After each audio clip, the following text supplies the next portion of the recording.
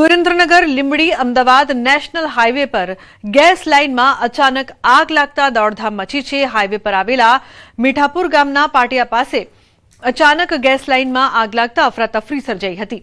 Gas લાઇનમાં લીકેજના કારણે આગ લાગી હોવાનું અનુમાન છે। ગેસ લાઇનમાં આગને કારણે આકાશમાં ધુમાડાના ગોટે ગોટા ઉડતા આસપાસથી પસાર થતા વાહન ચાલકોમાં ડરનો માહોલ જોવા મળ્યો। લોકો દ્વારા ગેસ કંપનીની ટીમ તેમજ ફાયર ફાઇટરની ટીમને જાણ કરવામાં આવી હતી। તો મીઠાપુર ગામના પાટિયા પાસે આગ લાગવાની ઘટના આગ લાગ્યા બાદ અફરાતફરીનો માહોલ જોવા મળ્યો હતો। ઉલ્લેખનીય છે કે ગેસ લાઇનમાં લીકેજના કારણે આગ લાગી હોવાનું પ્રાથમિક અનુમાન છે। લીંબડી અમદાવાદ નેશનલ હાઈવે પર આગ અક્ષય જોડાયા છે। વધુ માહિતી આપવા માટે અક્ષય, શું વધુ વિગત?